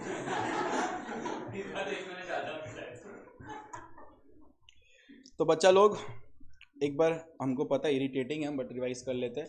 According to ICAI, audit is a systematic independent examination of financial statement. ए तोतला लोग भाग, ठीक से बोल। Audit is a Audit according to ICAI, audit is a systematic independent examination of financial statement of an entity irrespective of its size, legal position, whether profit oriented or not, with only one object, that financial statement is showing true and fair view. Audit is done by auditor. Auditor gives what? Opinion. Opinion is based on audit evidence. Such audit evidence is collected through audit procedure. Audit procedure are of 2 types. Number 1, compliance procedure. Number 2, substantive procedure. Compliance procedure is first used. ठीक है? By doing compliance procedure, we check out what? Internal control. If internal control is good, then risk of material statement will be less and substantive procedure will be less applied. If internal control is not good, risk of material misstatement will be high and will apply substantive procedure more. Substantive procedure, how it's of three types. Number one, vouching, verification, analysis of key financial ratio. When we discuss about audit report, it is of four types. Number one, clear report. Number two, qualified report. Number three, adverse report. Number four, disclaimer of opinion. Clear है क्या? Okay अब मेरा बात सुनो, आप लोग accounting standard पढ़ते हो ना, उसी तरह यहाँ पे ऐसे होता है. ऐसे मतलब स्टैंडर्ड्स ऑन ऑडिटिंग. क्या होता है बताइए? Standards on auditing. जिस तरह अकाउंटिंग स्टैंडर्ड होता है उसी तरह यहाँ पे क्या होता है बोलो? Standards of auditing. अब यहाँ पे जो स्टैंडर्ड्स ऑफ ऑडिटिंग होता है ये बेसिकली आपका बहुत सारा रहता है और अपने सिलेबस में स्टैंडर्ड ऑन ऑडिटिंग बोल बोल के नहीं है, बट उसका कंटेंट है. आपको स्पेसिफाई नहीं करना. आप सी होते तो आपको पूरा याद भी करना होता है, बट यहाँ पे आपको याद नहीं करना, बट कंटेंट तो है. और जब हम कंटेंट पढ़ा रहे हैं तो हम ऑब्वियसली अगर बता भी दिए कि स्टैंडर्ड ऑन ऑडिटिंग क्या है तो क्या दिक्कत है? अगर हम बोल दिए स्टैंडर्ड ऑन ऑडिटिंग 200 तो एकदम पराया जैसा फील मत करना. उसको पढ़ रहे हो तो पढ़ना है अच्छी तरह से, ठीक है? क्योंकि आर्टिकलशिप में आप इसमें भी कमाओगे. ऐसा नहीं है कि आप ऑडिट नहीं करोगे, आप करोगे, ठीक है? आप आरओसी करोगे क्या आर्टिकलशिप में? टैक्स फाइलिंग करोगे, इनकम टैक्स रिटर्न्स पे पूरा ध्यान दोगे, जीएसटी फाइलिंग्स पे ध्यान दोगे, आरओसी फाइलिंग करोगे, और चौथा चीज़ किस पे जाओगे बोलो? ऑडिटिंग पे जाओगे. अब प्रॉपर सीएमए का कैलकाटा में तो फॉर्म नहीं है, ठीक है? फिर बाहर गए तो आपको कुछ इंडस्ट्रियल ट्रेनिंग मिला तो मिला, ठीक है? वही 5 चीज़ आपको रिपीटेटिव करना है. तो आपको पराया नहीं फील करना है कि आप लोग अगर माइंडसेट हो जाता है कि हम कॉस्ट ऑडिट ही करेंगे. कौन बोला? ये सब कुछ करना है. आप एज अ होल बनोगे कि एक ही बनोगे बताओ? होल बनोगे तो ज़्यादा बेटर रहेगा ना. हर चीज़ के बारे में आपको आइडिया होना चाहिए. डन है क्या? तो चलिए अब हम लोग जो है ना वो शुरू करेंगे एक स्टैंडर्ड ऑन ऑडिटिंग जिसको हम लोग बोलते हैं 200. जिसको हम लोग क्या बोलते हैं? 200. नेक्स्ट क्लास में आपको पूरा प्रिंट एकदम दे दूंगा नोट्स का, आप उससे फॉलो करेंगे. सारा कुछ प्लेस्ड है, सारा कुछ उसमें प्लेस्ड है. जैसे मैं आपको एक बार शेयर करके दिखा देता हूँ.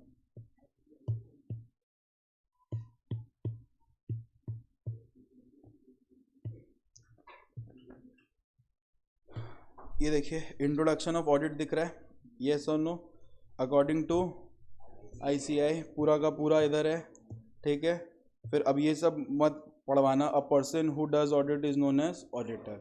The term audit has been derive from the Latin word audire which means to hear. ये सब आप प्लीज़ खुद ही रीड करना, ठीक है? अब यहाँ पे जो सारा कुछ मैंने यहाँ डिस्कस कर दिया है, देखिए auditor gives what? Audit opinion. Bye collecting what? Audit evidence. By performing what? Audit procedure are of what? 2 types. Substantive, compliance. कितना तरह का report? Clear, qualified, adverse, disclaimer of opinion. Am I clear with this? ऐसे करके सारा discussion है. अब इसी के बाद देखो अपॉइंटमेंट ऑफ ऑडिटर है. इसका वो हम ही है, बहुत पहले का है, तो इसको कौन नहीं जानता भाई. ये रहा सारा नोट्स. प्रिंट वाइज है, मतलब पॉइंट वाइज है. ये आपको हेल्प करेगा एग्जाम में स्कोर करने के लिए, ठीक है? ये रहा अपना स्टैंडर्ड जो मैं बात कर रहा हूँ. क्या बताइए? स्टैंडर्ड 200. मैं बहुत ही ज़्यादा एग्ज़ाम ओरिएंटेड पढ़ा रहा हूँ क्योंकि हम लोग को क्लियर करना है एग्ज़ाम एट एनी कॉस्ट, ठीक है ना? और 50 में से आप 45 आराम से अटेंड कर लोगे, इतना पूरा कॉन्फिडेंस है मेरा. तो आप आराम से लेकिन पढ़ लेना इसको, ठीक है? नेक्स्ट क्लास जब आना तो एक्चुअल में ये पढ़ कर आना, ठीक है? मैं एक सॉफ्ट कॉपी शेयर कर दे रहा हूँ एक बार के लिए, ताकि एक बार आप गो थ्रू कर ले. तो हम लोग क्या शुरू कर रहे हैं बताओ? स्टैंडर्ड 200, ठीक है? अब ये जो स्टैंडर्ड 200 है, बेसिकली हेडिंग देखो तो क्या लिखा है? Overall objective of independent auditor and conduct of an audit in accordance with what? बोलो? स्टैंडर्ड 200. समझ आ रहा है? अब मैं ना मार्किंग नहीं कर रहा हूँ, मैं पढ़ाऊँगा. मैं अभी एक बार के लिए बस आपको दिखाने लाया था. ये ज़्यादा नहीं, 1.5 पेज का है. 1.5 पेज में आने का चांसेस रहता, आता है तो 4 मार्क्स का आ जाता है, ठीक है? आई कैन नॉट से कि ये ही आएगा, ऐसा नहीं है. बट हाँ देखो मैंने ज़्यादा स्टैंडर्ड कवर्ड नहीं किया है. 200, 210, 230 बहुत छोटे छोटे चीज़ें देखोगे. अगर आप नोटिस करोगे एक एक पेज का स्टैंडर्ड्स है. अगर एक एक पेज करके मेरा 4 मार्क्स रेडी हो रहा है तो क्या ख़राब है? समझ आ रहा है? अब सुनो ना, हम स्टार्ट किससे कर रहे हैं बोलो? स्टैंडर्ड 200. किससे स्टार्ट कर रहे बोलो? स्टैंडर्ड 200. मैं पढ़ाऊंगा पहले वही वाला 138 से लेके 148, लेकिन ये ऑडिट का बेसिक है, अगर आप ये नहीं जानोगे तो आगे कैसे समझोगे, ठीक है। ये स्टैंडर्ड 200 किससे डील करता बताओ, ये बताता है ओवरऑल ऑब्जेक्टिव, क्या बताता है बताइए, overall objective of what, independent auditor, independent auditor. बोलने का मतलब है ये स्टैंडर्ड ऑफ ऑडिटिंग 200 बताता है कि ऑडिटर का क्या ऑब्जेक्टिव है, what is the objective of what auditor, what are the objective of what auditor. 5 तरह का ऑब्जेक्टिव है, कितना तरह का बोलिए, 5 तरह का, 5 तरह का ऑब्जेक्टिव है जो ऑडिटर फॉलो करेगा जब वो ऑडिट करेगा। आप ऑडिट करने जा रहे हो तो तुम कुछ तो अपने माथा में ऑब्जेक्टिव लेके जाओगे ना, इसके बारे में कौन बताता है, standard 200, standard on auditing what 200 ना। वो क्या बोलता है उसको सुनिए ध्यान से। सबसे पहला वो जो बोलता है वो बोलता है कि ऑडिट करने के लिए ऑडिटर के पास होना चाहिए एथिकल रिक्वायरमेंट, क्या होना चाहिए बताइए, एथिकल रिक्वायरमेंट। जैसे तैसे ऑडिट करने नहीं जा सकते तुम, हाफ पैंट में ऑडिट करने चले जाओगे, हाँ। अब थूका हुआ पान बाल बनाए हुए ऐसे स्पाइक करके ऑडिट करने चले, I am here, no, you are ill, ठीक है। You need to follow some ethics, उसी को बोलते हैं एथिकल रिक्वायरमेंट, उसी को क्या बोलते हैं, एथिकल रिक्वायरमेंट। तो ऑडिट करने के लिए आपके पास क्या होना चाहिए बताइए, एथिकल रिक्वायरमेंट। तो पहला ऑब्जेक्टिव क्या है, there must be what, ethical requirement. अब एथिकल रिक्वायरमेंट क्या होता है ये बताया है, कितना टाइप में बोलो, 5 तरह का। सर आप बोले 5 ही तो होता है, 5 ही है, ये नंबर 1 है एथिकल रिक्वायरमेंट, उसका 5 पार्ट है कि क्या क्या एथिकल रिक्वायरमेंट है, क्या क्या एथिकल रिक्वायरमेंट है। नंबर 1 जो एथिकल रिक्वायरमेंट है वो बोलता है इंटेग्रिटी, क्या होना चाहिए बताओ, इंटेग्रिटी। बोलने का मतलब है ऑडिटर तुम प्लीज ऑनेस्ट रहना, तुम क्या करना बोलो, ऑनेस्ट रहना, तुम जैसे तैसे ऑडिट मत करना, स्ट्रेट फॉरवर्ड बात करना, बातों को घुमा के मत करना। तो नंबर 1 ऑब्जेक्टिव बताइए तो ऑडिटर का क्या है, इंटेग्रिटी मेंटेन करिए। ऑडिटर आपका एथिक्स होता है, आप इसमें से एक एथिक्स होता है आपका, वो क्या होता है बताइए, आप क्या मेंटेन करेंगे, इंटेग्रिटी मेंटेन करेंगे, ऑनेस्ट रहेंगे, स्ट्रेट फॉरवर्ड रहेंगे, बात घुमा के आप नहीं करेंगे। Am I clear with this. तो auditor please be integrity, please be honest, ठीक है। तो इंटीग्रिटी मेंटेन करेंगे। नंबर 2 आता है ऑडिटर का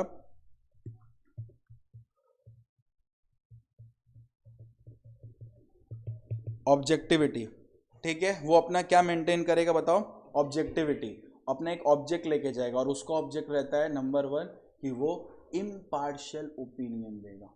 उसका पहला क्या ऑब्जेक्ट रहता है, मेन ऑब्जेक्टिव क्या रहता है बताओ, इम्पार्शियल ओपिनियन देगा, वो इम्पार्शियल ओपिनियन देगा, यानी कि बायस्ड होके कोई भी ओपिनियन नहीं देगा। तो ये एथिक्स है, एक ऑडिटर का एथिक्स है, वो बायस्ड नहीं होगा। समझ आ रहा है। मान लो अनिल ऑडिट करने जा रहा है, ठीक है। अब एक ऑर्गेनाइजेशन में जाता है जहां मालिक हम हैं, ठीक है, और दूसरा ऑर्गेनाइजेशन में जाता है जहां पे मालिक इसकी गर्लफ्रेंड है, ठीक है। पहला बात, गर्लफ्रेंड का ऑडिट ये कर सकता है, हाँ, क्योंकि गर्लफ्रेंड है ना, रिलेशन कुछ है नहीं, ठीक है, और मना नहीं करता कुछ, तो उसका पूरा एकदम इम्पार्शियल ओपिनियन नहीं, पूरा बायस्ड ओपिनियन दिया, सब गलती की है, उसको बोला तुम ठीक हो, तुम कहाँ गलत होती हो, ठीक है, तुम एकदम सही हो। तो ये क्या दे रहा बोलो, इम्पार्शियल ओपिनियन दे रहा। और जहाँ मेरा बात आ रहा है वो उसको बोल दी, उसका गलत कर देना ताकि मेरा धंधा चले, तो हम सब गलत है, ठीक है, वही ठीक है ना अनिल। तो वो क्या देता है बोलो, इम्पार्शियल ओपिनियन देता है। तो मेन एथिक्स क्या होता है, नंबर 1 इंटेग्रिटी होना चाहिए, नंबर 2 बोलो ऑब्जेक्टिविटी होना चाहिए, नंबर 3 इंडिपेंडेंसी होना चाहिए, इंडिपेंडेंट होना चाहिए, क्या होना चाहिए बताइए, इंडिपेंडेंट होना चाहिए। सर नंबर 2 और नंबर 3 में फर्क है, हाँ, ओपिनियन का बात अलग हो गया और इंडिपेंडेंसी का बात अलग हो गया।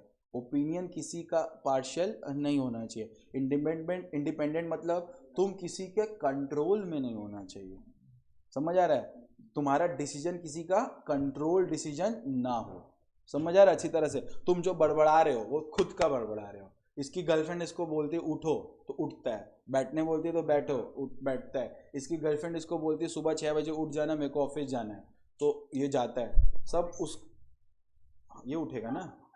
तो ये सब क्या है, इंडिपेंडेंट है, ये सब क्या बोलो, इंडिपेंडेंट है। तो ये सब इंडिपेंडेंट है कि नहीं है? नहीं है। तो ध्यान से समझिए, ऑडिट करते वक्त आपको कुछ क्या मेंटेन करना है बताओ? Ethical requirement. तो पहला ऑब्जेक्टिव अगर मेरे से आप पूछेंगे तो पहला ऑब्जेक्टिव ही है क्या? बोलो, ethical requirement. Now what are the ethical requirement? Number 1 integrity, number 2 objectivity, number 3 independent होना चाहिए। अब नेक्स्ट जो लिख रहे शायद तुम लोग अग्री करो, वो होता है कॉन्फिडेंशियल। तुम्हारे पास क्लाइंट का सारा बुक्स ऑफ अकाउंट्स है, तुम साला उसको पब्लिश कर दिया फेसबुक में डाल के, doing audit today by this company. ये पागल है क्या? You have to maintain what? Confidentiality. वो तुमको अपना सारा बुक्स ऑफ अकाउंट्स वगैरह सब दिया है, तो तुमको उसको क्या मेंटेन करना है? कॉन्फिडेंशियलिटी मेंटेन करना है। होता क्या है, मान लो रिलायंस का एक ऑडिटर है, रिलायंस का बुक्स ऑफ अकाउंट्स उसको पता है, ठीक है। अब एक बात बताओ, हम ऑडिट कर रहे हैं उसका, और हम देख रहे हैं रिलायंस का जो इस बार का फाइनेंशियल स्टेटमेंट, उसमें क्या है? लॉस है। तो ये हमको डिस्क्लोज नहीं कर देना पब्लिक को पहले ही, क्योंकि अगर हम डिस्क्लोज कर दिए शेयर का दाम गिरेगा। इसी को बोलते हैं इनसाइडर ट्रेडिंग। इसी को क्या बोलते हैं? इनसाइडर। तो ये कॉन्फिडेंशियलिटी आपको मेंटेन करना पड़ेगा। Am I clear with this? You have to maintain what? बोलो, confidentiality. You have to maintain what? Confidentiality. तो लॉ बोलता है there is certain what? Ethical requirement. What are the ethical requirement? There must be what? Integrity, number 2 objectivity, number 3 independence, number 4 confidentiality. और last बोलता है कि ethics में सबसे ज़्यादा इंपॉर्टेंट आता है कि ऑडिटर अपना सारा स्किल एंड कॉम्पिटेंस यूज़ करके ऑडिट कर रहा हो। देखो, आप ना बहुत कैपेबल होते हो, लेकिन आप अपने कैपेबिलिटी के अनुसार काम नहीं कर रहे होते हो, तो ऑडिट में वो नहीं चलेगा। ऑडिट में आप पूरा अपना स्किल यूज़ करिए, अपना कॉम्पिटेंसी यूज़ करेंगे। समझ आ रहा है? यहाँ पे बैठे वाला हर बच्चा का औकात बहुत ज़्यादा है, लेकिन वो अपने लिमिट के नीचे ही काम करता है।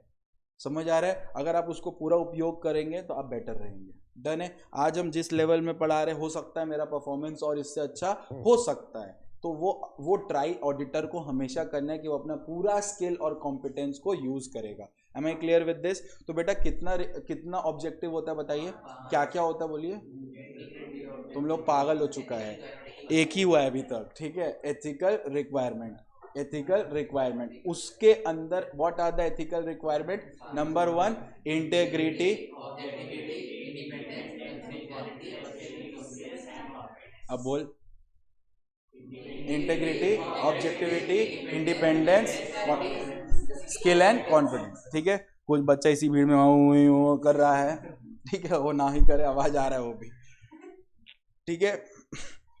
तो स्टैंडर्ड 200 बेसिकली डील करता है किससे? Overall objective of an independent auditor. तो पहला ऑब्जेक्टिविटी क्या है बोलो? Ethical requirement. हो गया भैया। नेक्स्ट जो आता है ऑब्जेक्टिविटी, वो आता है प्रोफेशनल स्केप्टिसिज्म। क्या आता बताइए? प्रोफेशनल स्केप्टिसिज्म, स्केलेटन नहीं बेटा, प्रोफेशनल स्केप्टिसिज्म, ठीक है, प्रोफेशनल स्केप्टिसिज्म। अब व्हाट इज दिस? ऑडिटर हमेशा शक ही रहेगा। शक की मतलब समझता है, हर बार पे डाउटफुल रहेगा, ठीक है, हाँ, डाउटफुल रहेगा। डाउटफुल क्या रहेगा बोलो? डाउटफुल। वो बोल रहा है कि मेरे पास ना ये है, तुरंत बिलीव नहीं करेगा। उसका काम क्या? हर चीज पे क्वेश्चनिंग माइंड रखना है। कहाँ पे है, किधर है, कैसा है, कहाँ है, वो सारा डिटेल सारा पूछेगा। उसी को बोलते हैं प्रोफेशनल स्केप्टिसिज्म। उसी को क्या बोलते हैं बताइए? Professional scepticism. तो दूसरा क्या कंडीशन, मतलब दूसरा क्या ऑब्जेक्टिव है? He must be what? Professionally scepticism. वो पूरा क्वेश्चनिंग माइंड में रहेगा। तो पहला ऑब्जेक्टिव हुआ एथिकल रिक्वायरमेंट, दूसरा क्या हुआ बोलिए? Professional scepticism. थर्ड, उसका जो थर्ड ऑब्जेक्टिव है, वो कुछ भी करेगा ऑडिट करते वक्त, वो अपना प्रोफेशनल जजमेंट यूज करेगा। क्या यूज करेगा बताइए? Professional judgement. Now what does professional judgement means? Professional judgement means वो प्रोफेशनली किसी चीजों को जज करेगा, जैसे कि ये मटेरियल मिस स्टेटमेंट है या नहीं है, ये डिसाइड करेगा कैसे? प्रोफेशनली, अपना पूरा जजमेंट यूज करके। डन है। नेक्स्ट जो आता है, वो कुछ भी बकेगा, उसका ऑब्जेक्टिव रहता है कि वो कुछ भी बके तो किस बेसिस पे बके? ऑडिट एविडेंस पे। वो जैसा अपने मन से कुछ भी नहीं बक सकता। और लास्ट जो आता है वो ये आता है कि वो कंडक्ट करेगा audit, conduct audit following auditing standards. Am I clear with this? So these are the 5 objectives. These are the 5 objectives. Number 1 क्या होता है बताइए? Ethical requirement. Number 2 professional skepticism. Number 3 professional judgment. Number 4 audit. Number 5 conduct audit following auditing standards. समझ आ रहा है? समझ आ रहा है? Auditing standards. ये जैसे ही आप 5 ऑब्जेक्ट यूज करके ऑडिट करेंगे आपका ऑडिट अच्छा होगा। ठीक है, अब एक चीज जो आपको समझना है वो ये समझना है कि ऑडिटर जो ओपिनियन देता है, ऑडिटर जो क्या देता है बोलो, क्या वो ओपिनियन शुरू से रीजनेबल रहता है कि एब्सोल्यूट रहता है? रीजनेबल एश्योरेंस देता है कि एब्सोल्यूट एश्योरेंस देता है?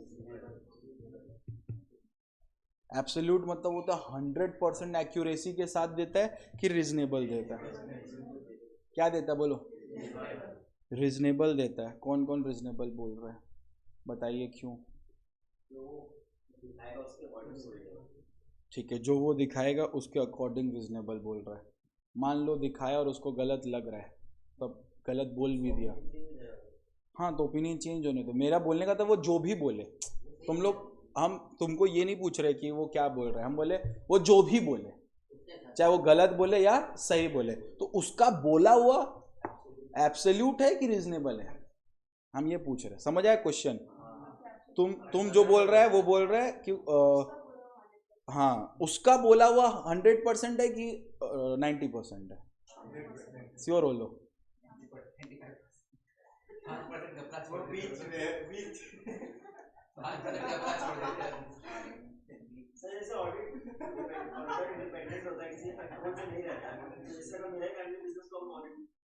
नहीं कर सकते आप अपने बिजनेस को ऑडिट कभी नहीं कर सकते। आप खुद सीए हो के सीए अपने ही करने नहीं कर सकते।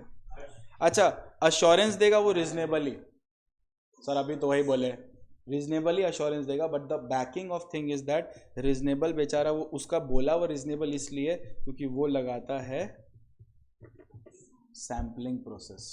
सारा थोड़ी ना इनकम और एक्सपेंसेस बिल चेक करता है, वो जो बिल और एक्सपेंसेस चेक कर रहा है उस पर वो ओपिनियन दे रहा है। तो पूरा चेक करता तो ना हम लोग बोलते कि हाँ भाई एब्सोल्यूट है, ये तो क्या है रीजनेबल है। मान लो इतना बिल में से जिस बिल को वो चेक कर रहा है वही सही हो बाकी बिल गलत हो, समझ आ रहा है? इसीलिए उसका अश्योरेंस क्या रहता है बोलो? Reasonable, because it is based on what? Sampling. Audit is based on what? Sampling. And number 2, भाई वो इंसान है तो ह्यूमन एरर तो रहेगा ही रहेगा। ठीक है, ह्यूमन इन भगवान से भी गलती होता है, तो हम लोग तो फिर भी क्या है? इंसान है। तो ये सारा चीज़ क्या है? ऑडिट के प्रति आपको समझना पड़ेगा। तो आपसे ना क्वेश्चन पूछ सकता है, opinion given by the auditor gives absolute assurance, explain, 4 marks. समझ आ रहा है? Auditor, opinion given by auditor gives absolute assurance, explain. तो आपको बोलना पड़ेगा the above statement is false. Opinion given by the auditor denotes reasonable assurance as auditing is based on sampling and there must be a conduct of human error। समझ आ रहा है? आपको 4 marks मिल जाएगा। बच्चों लोग को पता नहीं है एग्जाम में लिखना कैसे है, सीधा सा बात है। एग्जाम्स में आपको बड़ा बीकॉम नहीं चल रहा है, यहाँ पे आप उसको पेज गिना रहे हो, देखो लिखे, देखो ना लिखे हैं, यहाँ पे उसको चाहिए आपका keywords. The as much keywords you will use you will fetch more marks। ठीक है, ऐसा बहुत पेपर मैंने देखा है कि एक पेज में 4 लाइन लिखा है लेकिन 4 लाइन चारों का चारों कीवर्ड्स है, और वही क्वेश्चन का एक बच्चा 1.5 पेज लिखा है, क्या लिखा है पढ़ने का इच्छा नहीं हो रहा है लेकिन लिखा है कुछ वो। ठीक है, मार्क्स नहीं देगा, इसी को दे देगा, इसमें इसको फुल दे देगा, इसको 2 मार्क्स देकर छोड़ देगा। You people also don't highlight the answers. आपको हाईलाइट भी नहीं करना, आप लिखते जा रहे हो लिखते जा रहे हो, चले जा रहा आपका एक स्टोरी। अरे पागल हो, इतना टाइम थोड़ी ना हमारे पास कि हम तुम्हारा आंसर पूरा पढ़ेंगे, इतना पेपर्स चेक करना है। You need to highlight the answer, main चीज़ आप हाईलाइट नहीं करते हो। आप सैम्पलिंग लिख रहे हो तो सैम्पलिंग हाईलाइट मतलब either go with point and if you are writing in para try to highlight it, और ऐसा नहीं कि पैरा लिखे और हाईलाइट उसी पे चढ़ा दिए, लग रहा है आंसर कट गया है, वो भी नहीं। ऐसा भी पेपर आया, हम लोग देख के परेशान है कि क्या कर रहा है, लिख रहा है कि क्या कर रहा है। और कौन बोलता है आपको प्रेजेंटेशन मार्क्स नहीं देता? हम लोग देता है। इंस्टीट्यूट में प्रेजेंटेशन करके देखो एक बार, मार्क्स मिलेगा। 4 में से तुम लोग लिखा ईसा एक तो ईसा एक तो ईसा, कौन टेढ़ा लाइन में घूम रहा है, तो हम लोग मार्क्स नहीं देंगे, 1 मार्क्स कट कर देंगे, ऐसे ही मूड नहीं हो रहा है, समझ, मन नहीं अच्छा लग रहा है, झगड़ा हुआ है सुबह किसी से, तो नहीं, तेरे से तो नहीं हुआ होगा। डन है, अच्छी तरह से श्योर है। तो आपको याद रहेगा ना, auditing is based on what, sampling, तो वो रीजनेबल अश्योरेंस नहीं दे सकता। क्लियर है? अपने ना एक बार इसको मार्क भी कर लेते हैं, और मैं यही वाला आपसे शेयर कर लूँगा ताकि आपको कोई इशू ना हो। ये देखिए, सबसे पहला क्या बताता है, overall objective of what, independent auditor and conduct of audit in accordance with standard 200, and conduct of audit in accordance with standard बताइए 200। अब देखिए क्या बोलता है, ऑडिटर कितना प्रिंसिपल देता है बताइए, 5। नंबर 1 क्या देता है, एथिकल रिक्वायरमेंट, कितना एथिकल रिक्वायरमेंट है, 5। नंबर 1 क्या आता है, integrity, auditor shall always maintain its integrity bye being honest, sincere and straight forward. ये जो मैं लिखा हूँ ये कीवर्ड्स है, ठीक है। मेरा पूरा ऑडिट का नोट्स अगर आप चेक कर, आपको जो मिलेगा मैक्सिमम 25 to 30 पेजेस का है बस, ठीक है। और आपको यही उल्टी कर देना एग्जाम में, 50 में 45 आ जाएगा। समझ आ रहा है? अगर आपको ट्रस्ट नहीं है तो आप अपने इंस्टीट्यूट मैट को भी फॉलो करना, फिर भी देखना वही है, क्योंकि मैं भगवान नहीं हूँ, मैं इंस्टीट्यूट ही से लिया हूँ, ठीक है। बस फर्क ये मैं बोल दे रहा हूँ मैं लिया हूँ। समझ आ रहा है? तो कीवर्ड्स आपको लिखना है। ये जो मैं लिख रहा हूँ ये एंड इसलिए इतना छोटा क्यों, क्योंकि यही लिखना है कि auditor shall always maintain its integrity. कैसे? By being honest, 1 keyword. Number 2 sincere, number 3 straightforward. ये कीवर्ड्स है। इसके बाद तुमको जितना भरना भरो भैया, हमको मतलब नहीं, ये 3 तो लिखना ही है। डन है क्या? अच्छा, ऑब्जेक्टिविटी, ही शैल मेंटेन। अच्छा एक बात बता, ये आएगा भी तो कितना मार्क्स का आएगा? और तुम खाली इसी में भरते जाएगा पगला लू की तरह, मार्क्स देंगे हम? हमको तो सारा पॉइंट दो, मार्क्स दे देंगे। पॉइंट ही बच्चा लिखता नहीं है, एक ही पॉइंट को एक्सप्लेन किया जा रहा पगला लू की तरह, कहाँ से मार्क्स देंगे? ठीक है ना। तो नंबर 1 क्या आता है बोलो, इंटेग्रिटी। नंबर 2 क्या आता है, objectivity, he shall maintain its objectivity of forming an impartial opinion. ध्यान रखिएगा, इम्पार्शियल ओपिनियन उसका मेन ऑब्जेक्टिविटी है। Number 3 auditor is an independent body, so he must conduct an audit in an independent manner. An auditor is said to be independent if his judgment are not subordinate to anybody's wishes.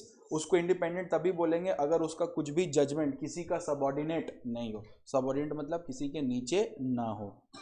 And direction who has engaged him and not even to his own self interest, मतलब वो ना खुद का सुन रहा है ना किसी और के इंटरेस्ट के थ्रू है, मतलब अपने सेल्फ इंटरेस्ट के लिए भी काम नहीं कर रहा हूँ। ऑडिट जानबूझ के ना गलत दिखा रहा ताकि ब्लैकमेल करके क्या करे, पैसा कमाए, तो गलत है ना। डन है। नंबर 4 क्या बोलो, confidentiality, without prior approval of client details of client can not be leaked at any cost. ठीक है। नेक्स्ट क्या यूज करना है बोलो, skills and competence, auditor shall exercise due skill care and competence. Number 2 क्या आता है बताओ, प्रोफेशनल स्केप्टिसिज्म। क्या होता है इसका मतलब, means an attitude of having a questioning mind. आपको क्वेश्चनिंग माइंड का एटीट्यूड रखना है and being alert to the possible misstatement and critical assessment of what, audit evidence. अच्छी तरह से उसको एग्जामिन करना है। डन है। नेक्स्ट क्या आता है बताइए, professional judgement. It means application of professional knowledge, जो तुम गेन किए हो उसी को अप्लाई करते हो। What is profession, application of theoretical knowledge into real life is called what, profession. आप अपने प्रोफेशन में क्या करने वाले, जो आप ये पढ़े हो उसी को ना अप्लाई करोगे, तो this is called what, profession. ठीक है। ऑडिट एविडेंस चाहिए, conduct of audit according with what, auditing standards. ठीक है। फिर देखिए नोट्स क्या बोल रहे हैं, accounting system and internal control are the responsibility of management and those charge with governance.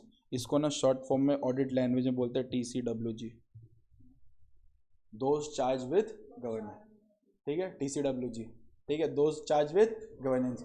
Language ऐसा है, ऑडिट करने जाओगे तुम्हारा बॉस या कोई भी तुमको बोलेगा TCWG से बात किया, बोले ये क्या है, तो नहीं सुने कभी। TCWG, those charge with governance, those charge with governance. ये लाइन क्या बोल रहा है कि अकाउंट बनाना और उसका इंटरनल कंट्रोल करना, दोनों ही रिस्पॉन्सिबिलिटी किसका है, बोलो मैनेजमेंट का है। जो कंपनी चला रहा है उसका है, मेरा काम नहीं है, ठीक है। And those charge with governance. Next क्या है, if auditor issue any other report rather than what, clear report. अगर ऑडिटर कुछ रिपोर्ट इशू कर रहा है जो क्लियर रिपोर्ट को छोड़ के, तो ऑडिटर को स्पेसिफाई करना पड़ेगा issuing the reason of such report. Clear report issue किया, कोई प्रॉब्लम नहीं है, बाकी रिपोर्ट इशू करेगा तो तुमको रीजन देना पड़ेगा कि ये रिपोर्ट तुम इशू क्यों कर रहा है। डन है क्या? अच्छा, ऑब्जेक्टिव्स ऑफ एन ऑडिटर क्या है, ध्यान से देखिए। The primary objective of an auditor is to form an opinion that financial statement are showing true और फेयर व्यू और नॉट। बस यही मेरा प्राइमरी ओपिनियन है, ठीक है।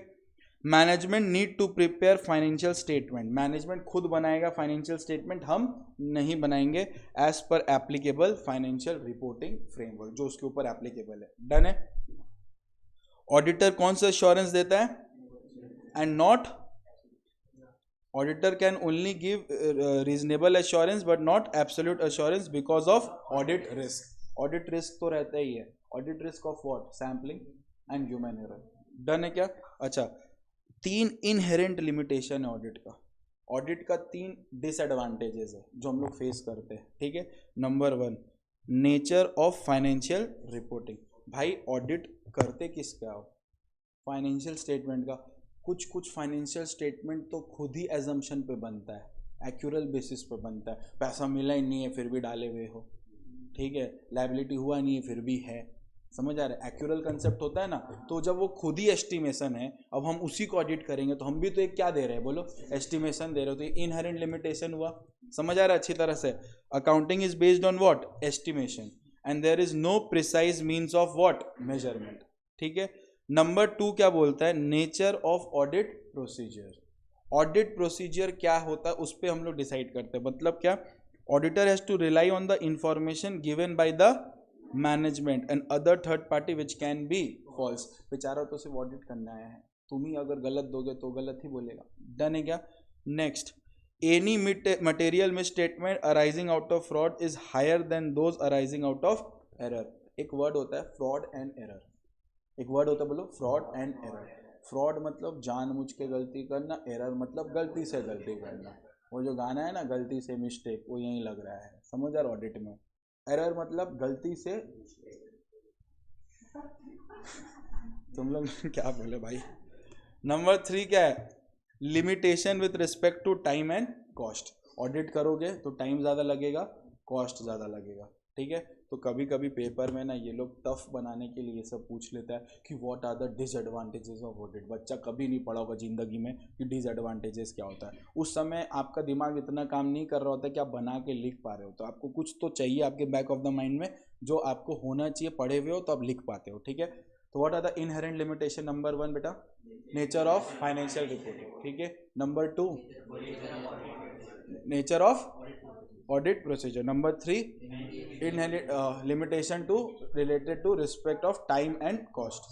डन है। So this is all about your standard 200 and आज का ऑडिट का मैंने पूरा ओवरव्यू दे दिया, ठीक है। नेक्स्ट क्लास से विल स्टार्ट विथ सेक्शन 139 से लेके 148 का जर्नी। ये पूरा मैं 2 क्लास में कंप्लीट करूँगा, ठीक है। और ये 2 क्लास में कंप्लीट मतलब टोटल कितना मार्क्स आ जाना आपका, 25 मार्क्स। तो आप थोड़ा सा प्रॉपरली दिमाग को लेकर आइएगा, ठीक है। नेक्स्ट क्लास प्रोसीड करेंगे आज इतना, ठीक है। अच्छा, आप लोग के साथ एक टाइम डिसाइड करना है कि 2 दिन अगर दोगे ना तो जल्दी हो जाएगा, ठीक है। तो आप दे पाओगे 2 दिन, कोई दिक्कत नहीं है ना। संडे चलेगा क्या, संडे फिक्स कर दे, डेट पे जाता है।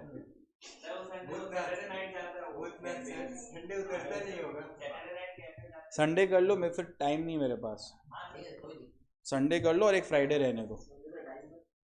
संडे ठीक है तेरे लिए, तेरा हैंगओवर उतरते उतरते सीरियस ले लियो। 11 बजे रखे, सो क्या आ पाओगे आराम से, चलेगा। तो संडे 11 बजे और फ्राइडे 9:30 बजे, ठीक है, चलेगा क्या? ठीक। तो अब नेक्स्ट वाला संडे ही है फिर। हाँ, तो क्या टाइम क्यों वेस्ट कर रहे हो, कर लो फटाफट। ठीक है।